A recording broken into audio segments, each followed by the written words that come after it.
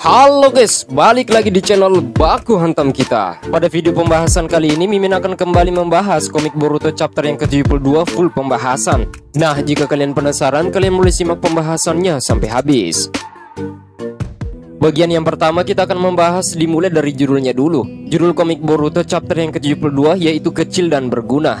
Bab ini dimulai dengan Kawaki dan juga Shikamaru bertukar percakapan satu sama lain. Kawaki mengatakan, apakah kau tidak tahu apa-apa tentang hal itu? Aku mengatakan bahwa pemulihan dari karmaku adalah sesuatu yang dia lakukan sendiri, yang dimaksud adalah Amado.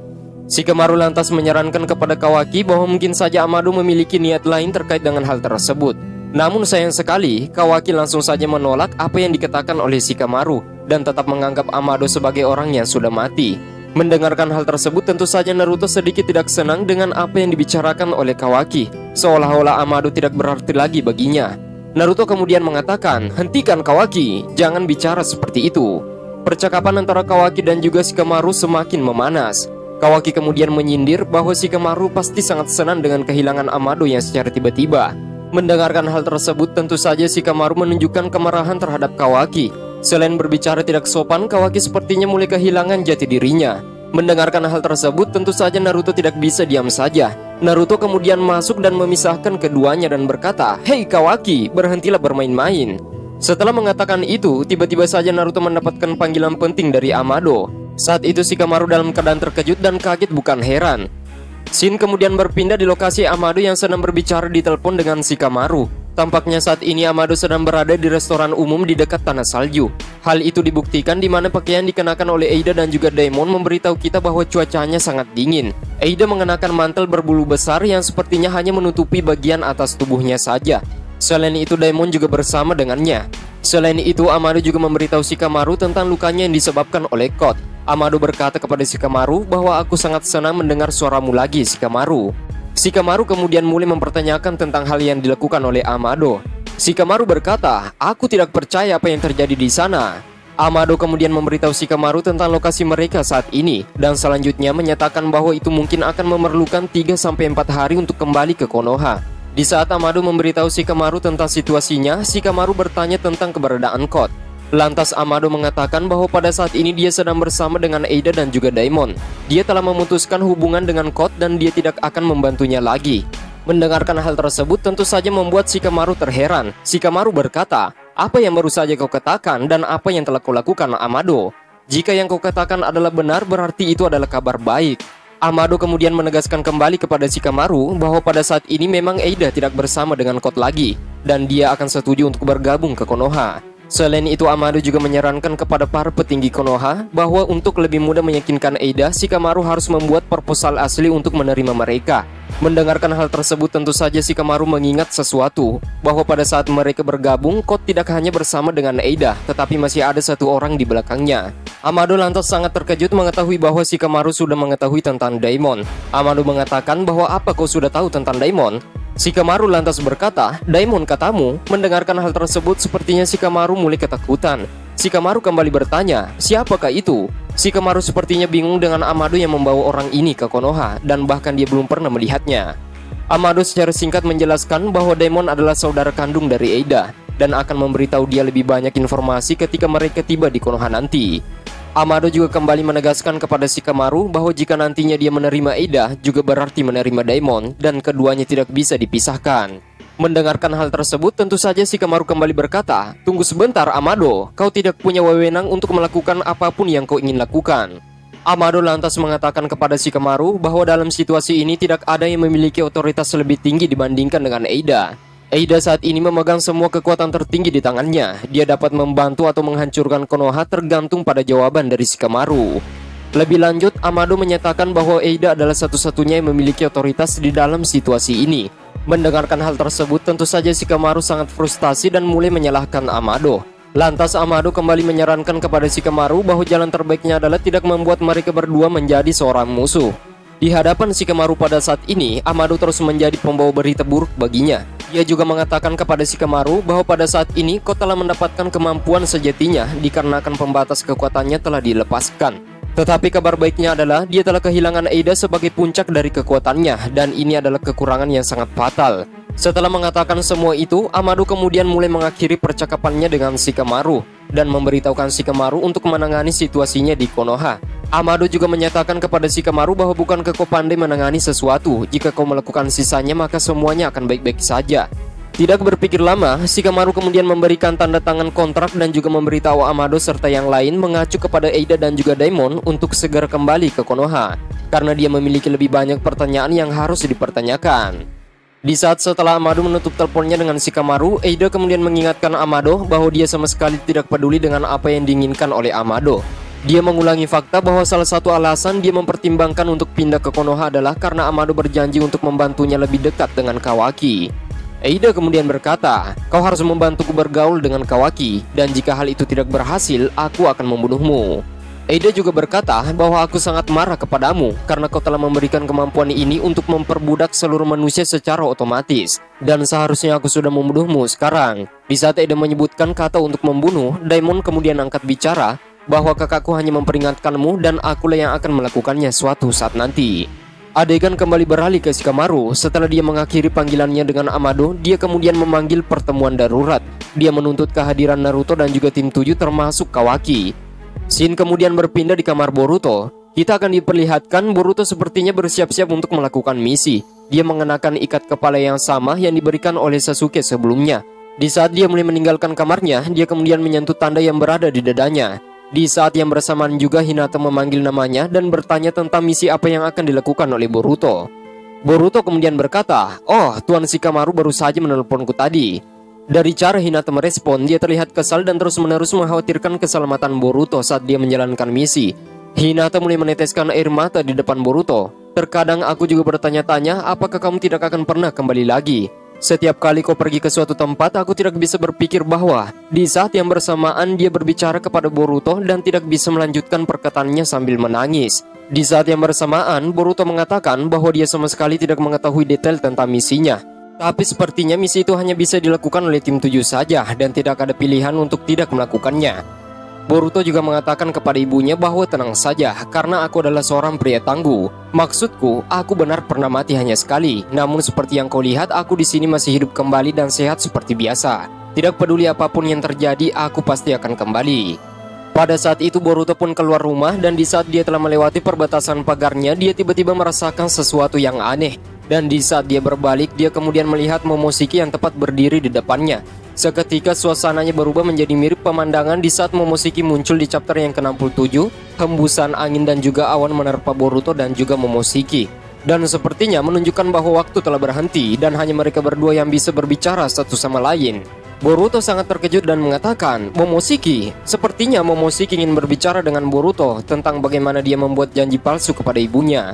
Bahwa dia telah membuat ibunya khawatir dan mengatakan dia tetap akan kembali apapun yang terjadi. Boruto kemudian berkata dengan percaya diri di hadapan Momoshiki bahwa bukankah kau tidak bisa bereinkarnasi lagi? Jadi berapa lama lagi kau akan terus mengikutiku? Momoshiki kemudian berkata, harusnya akulah yang bertanya padamu, berapa lama kau akan berencana untuk bertahan pada kehidupan yang tidak berarti ini? Dan kau juga harusnya sudah tahu bahwa masa depanmu penuh dengan keputusasaan. Boruto kembali berkata, apa? Kemudian Momoshiki kembali mengulangi apa yang dikatakan kepada Boruto sebelumnya tentang takdirnya. Dia berkata, sudah kubilang dari awal bahwa kau akan kehilangan segalanya dan itu akan berlangsung sangat cepat. Boruto kemudian menatap Momoshiki dengan tatapan yang sangat kesal. Tetapi Momoshiki berkata bahwa sebelum kau putus asa, kau akan kehilangan keinginan untuk hidup dan ingin melarikan diri dari dunia ini. Dan tidakkah kau mengerti pada akhirnya aku akan mengambil nyawamu dan aku akan menggantikan posisimu dan menjalani hidup seperti Uzumaki Boruto. Dan hal itu akan terjadi dalam waktu dekat ini. Apapun bentuknya, kau hanyalah wadah bagiku. Mendengarkan hal tersebut, sepertinya Boruto sudah muak dengan omongan Momoshiki. Dia langsung saja membalasnya dan mengatakan bahwa sebaiknya kau diam saja dan dengarkan aku, dasar bajingan. Aku sudah tidak ingin mendengarkan omong kosongmu lagi, dan aku lebih baik mati daripada memberikan tubuhku padamu. Setelah Boruto melampiaskan amarahnya kepada Momoshiki, Momoshiki kemudian mengatakan satu kata terakhir kepada Boruto. Dia mengatakan bahwa katakan apapun yang kau inginkan, tapi jangan lupa takdirmu telah diputuskan dan aku sudah menantikannya, Uzumaki Boruto. Setelah mengatakan itu, Momoshiki kemudian mulai menghilang dan waktu kembali berjalan seperti biasanya. Selain itu, pada panel ini juga diperlihatkan Mitsuki dan Sarada muncul di belakang Boruto. Mitsuki kemudian berkata kepada Boruto, "Oh, sepertinya kau sudah siap untuk pergi." Sarada juga kemudian berkata kepada Boruto bahwa sudah lama dia tidak menjalankan misi, jadi dia sangat senang saat ini. Saat menyapa Boruto, sepertinya Sarada merasakan sesuatu yang salah dengan Boruto dan bertanya kepadanya. Lantas Boruto kemudian melampiaskan amarahnya yang terpendam. Dia kemudian berkata, "Jangan bicara omong kosong, akulah orang yang akan memutuskan masa depanku sendiri." Mendengarkan Boruto yang berteriak seperti orang gila, Sarada sedikit mulai takut dengan apa yang terjadi padanya, dan selain itu Boruto juga terlihat berbeda dengan biasanya. Boruto kemudian melompat ke udara menuju langsung ke kantor Hokage. Dia meninggalkan rekannya Sarada dan juga Mitsuki di belakang. Mitsuki kemudian tetap tenang dan polos seperti biasanya. Dia hanya mengatakan bahwa mungkin dia berpikir jika dia mati sekali lagi dan berubah menjadi Otsutsuki, dia tetap akan menjadi Boruto. Adegan kemudian beralih di kediaman Uzumaki. Diperlihatkan Himawari yang sangat khawatir dengan percakapan ibunya dan juga Boruto sebelumnya. Dia kemudian meyakinkan ibunya bahwa dia juga akan bersedia membantu kakaknya ketika menghadapi kesulitan nanti. Shin kemudian berpindah kembali ke lokasi Boruto yang sedang menuju ke kantor Hokage. Di saat perjalanannya, dia melihat karma di telapak tangannya dan berkata dalam hati bahwa dia tidak akan membiarkan Momoshiki melakukan apapun yang dia inginkan. Kemudian pada panel ini kita akan diperlihatkan di lokasi Code yang tengah memasuki dimensi lokasi Core 10 bersama dengan Bug. Alasan Code bisa masuk ke tempat itu karena dia telah menandai lokasi sebelumnya menggunakan sabuk hitam miliknya. Kekuatan ini tentu saja sangat menguntungkan posisi Code yang bisa berpindah kapan saja sesuai dengan lokasi yang pernah dia lewati sebelumnya. Code langsung saja berjalan menuju ke tempat Core 10, sementara Bug yang berada di sampingnya sangat terkejut karena dia belum pernah mendengar dan juga melihat bahwa tempat seperti ini ternyata memang benar ada. Code lantas menjelaskan kepada Bug bahwa dimensi ini hanya dapat diakses menggunakan ninjutsu ruan dan waktu. Tetapi perihal itu menggunakan bekas tanda cakar juga bisa berfungsi. Karena sebelumnya dia telah meninggalkan bekas cakarnya di tempat tersebut, maka dia bisa bolak-balik ke tempat itu sesuka hatinya.